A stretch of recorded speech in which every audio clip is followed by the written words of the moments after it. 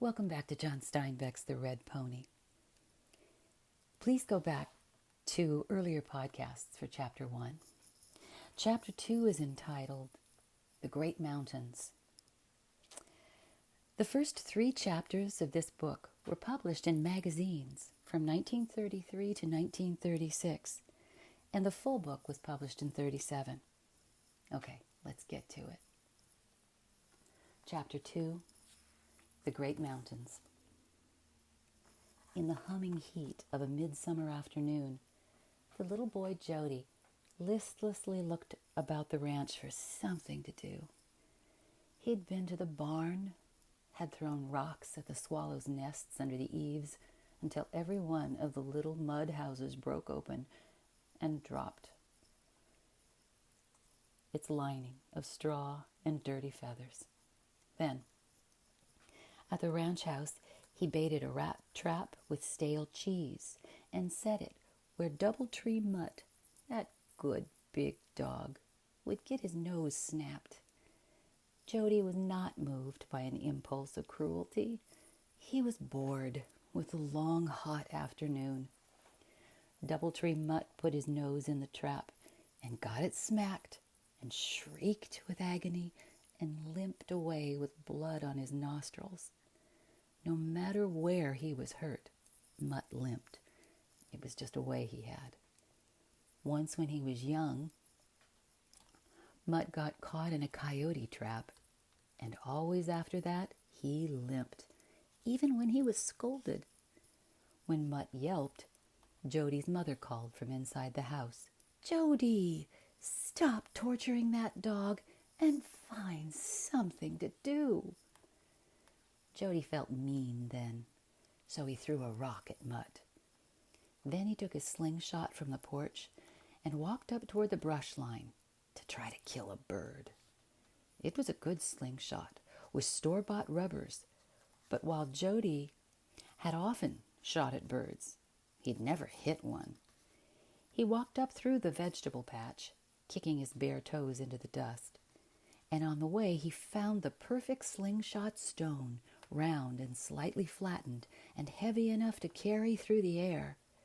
He fitted it into the leather pouch of his weapon and proceeded to the brush line. His eyes narrowed. His mouth worked strenuously for the first time that afternoon. He was intent. In the shade of the sagebrush, the little birds were working, scratching in the leaves, flying restlessly a few feet and scratching again. Jody pulled back the rubbers of the sling and advanced cautiously. One little thrush paused and looked at him and crouched, ready to fly. Jody sidled nearer, moving one foot slowly after the other. When he was 20 feet away, he carefully raised the sling and aimed. The stone whizzed. The thrush started up and flew right into it. And down the little bird went with a broken head. Jody ran to it and picked it up. "Well, I got you," he said. The bird looked much smaller dead than it had alive. Jody felt a little mean pain in his stomach, so he took out his pocket knife and cut off the bird's head. And then he disemboweled it and took off its wings, and finally he just threw all the pieces into the brush. He didn't care about the bird or its life, but he knew what older people would say if they had seen him kill it. He was ashamed because of their potential opinion. He decided to forget the whole thing as quickly as he could and never to mention it. The hills were dry at this season, and the wild grass was golden. But where the spring pipe filled the round tub and the tub spilled over, there lay a stretch of fine green grass, deep and sweet and moist. Jody drank from the mossy tub and washed the bird's blood from his hands in cold water, and then he lay on his back in the grass and looked up at the dumpling summer clouds. By closing one eye and destroying perspective, he brought them down within reach so that he could put up his fingers and stroke them. He helped the gentle wind push them down the sky. It seemed to him that they went faster for his help. One fat white cloud he helped cleared to the mountain rim, and finally he pressed it firmly over to the other side. Jody wondered what it was seeing there. He sat up the better to look at the great mountains, where they went piling back, growing darker and more savage, until they finished with one jagged ridge, high up against the west. Curious, secret mountains. He thought of the little he knew about them. "What's on the other side?" he asked his father once. More mountains, I guess. Why?" "And on the other side of them?" More mountains. "Why?" "More mountains, on and on?" "Well, no, at last you come to the ocean." "But what's in the mountains?" Just cliffs and brush and rocks and, dryness." "Were you ever there?" "No." "Has anybody ever been there?" A few people, I guess. It's dangerous with cliffs and things. Why, I've read there's more unexplored country in the mountains of Monterey County than any place in the United States." His father seemed proud that this should be so. "And at last the ocean?" "At last the ocean." "But," the boy insisted, "but in between no one knows?" A few people do, I guess, but there's nothing there to get. And not much water, just rocks and cliffs and greasewood." "Why?" "It would be good to go."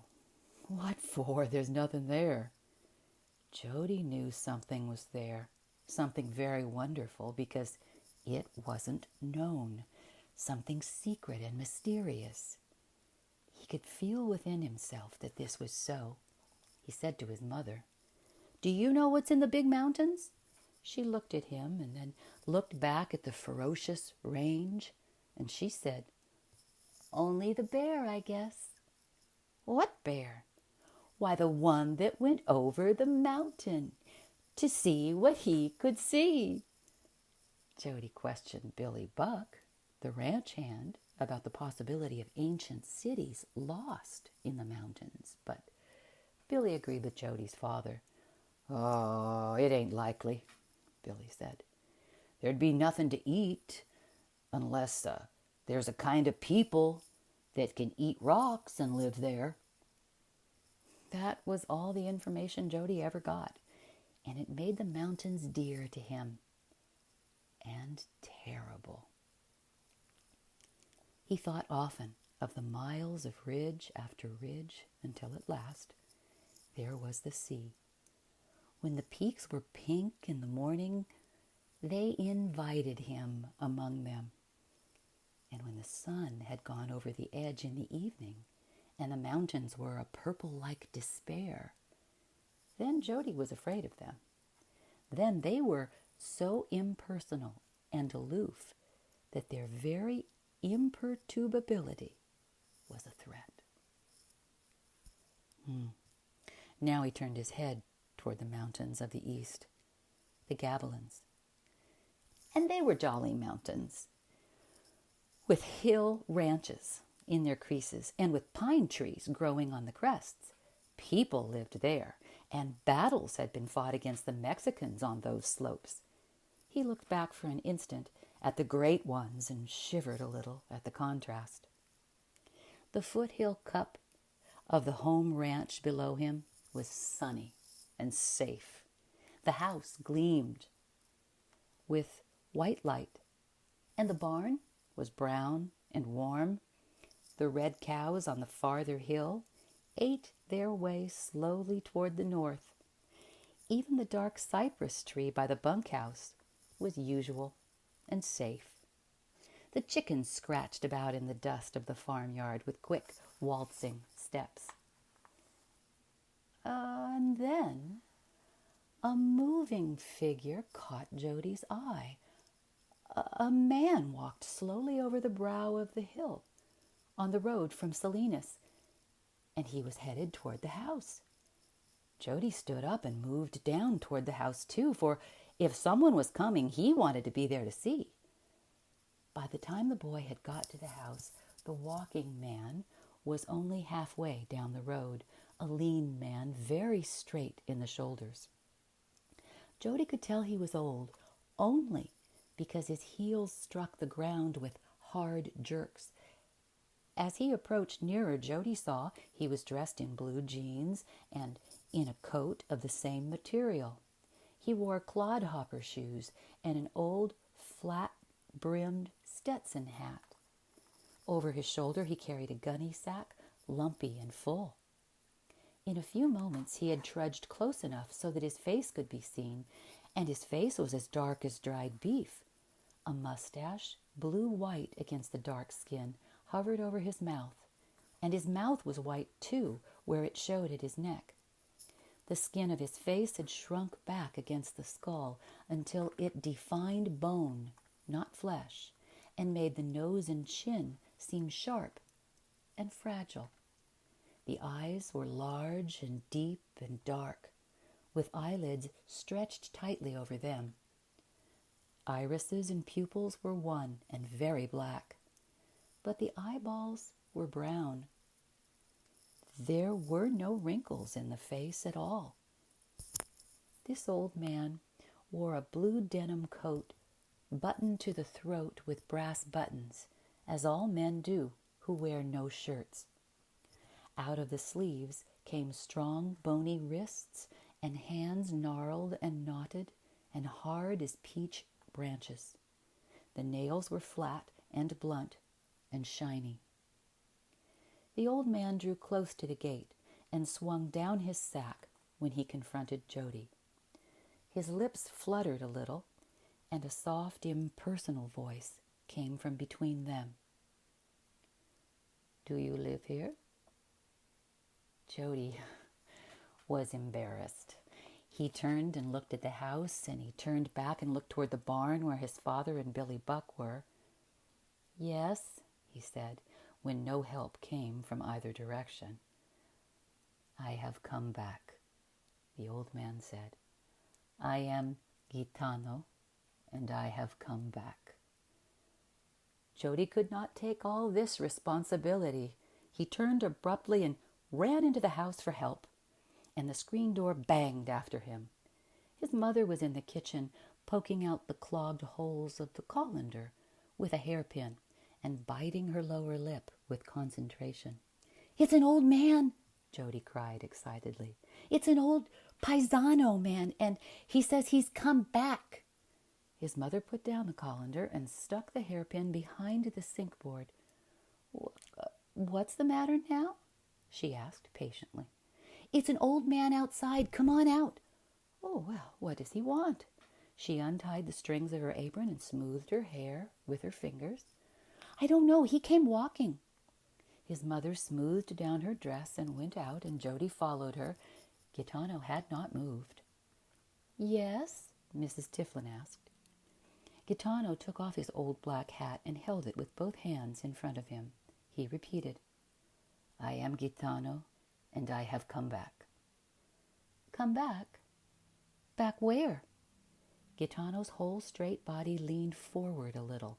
His right hand described the circles of the hills, the sloping fields, and the mountains, and ended at his hat again.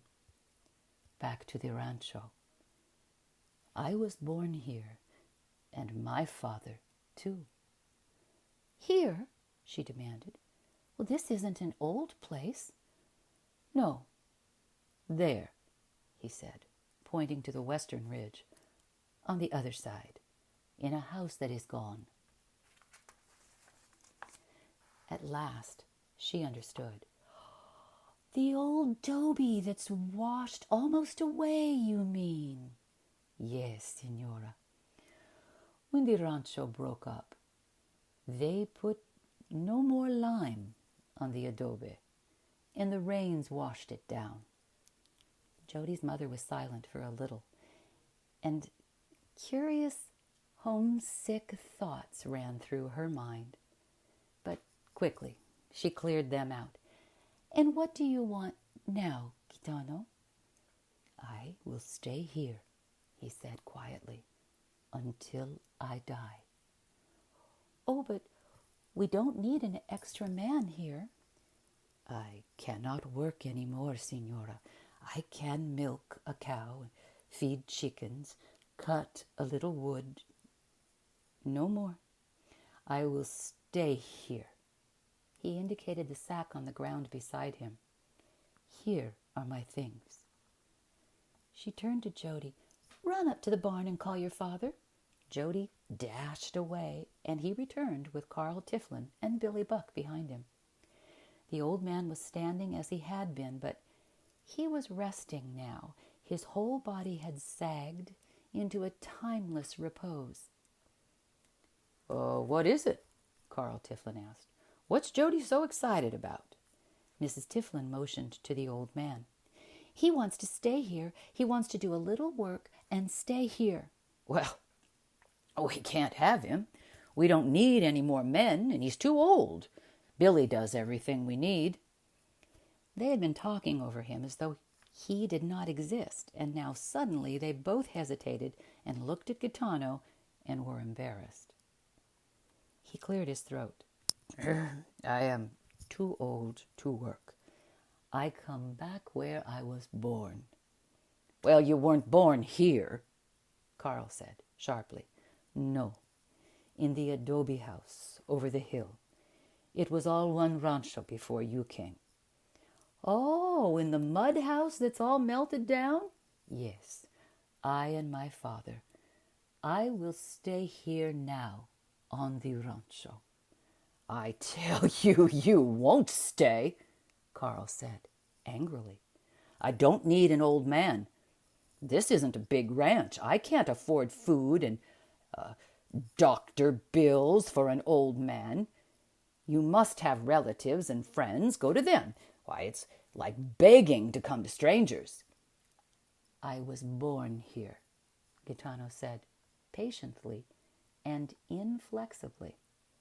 Carl Tiflin did not like to be cruel, but he felt he must.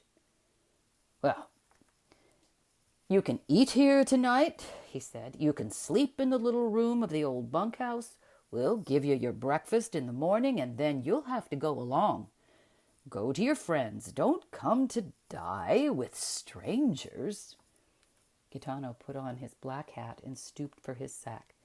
"Here are my things," he said. Carl turned away. "Come on, Billy. We'll finish down at the barn. Jody, show him the little room in the bunkhouse." He and Billy turned back toward the barn. Mrs. Tiflin went into the house, saying over her shoulder, "I'll send some blankets down." Gitano looked questioningly at Jody. I'll show you where it is," Jody said. There was a cot with a shuck mattress, an apple box holding a tin lantern, and a backless rocking chair in the little room of the bunkhouse. Gitano laid his sack carefully on the floor and sat down on the bed. Jody stood shyly in the room, hesitating to go, and at last he said, "Did you come out of the big mountains?" Gitano shook his head slowly. "No, I worked down the Salinas Valley." The afternoon thought that would not let Jody go. "Did you ever go into the big mountains back there?"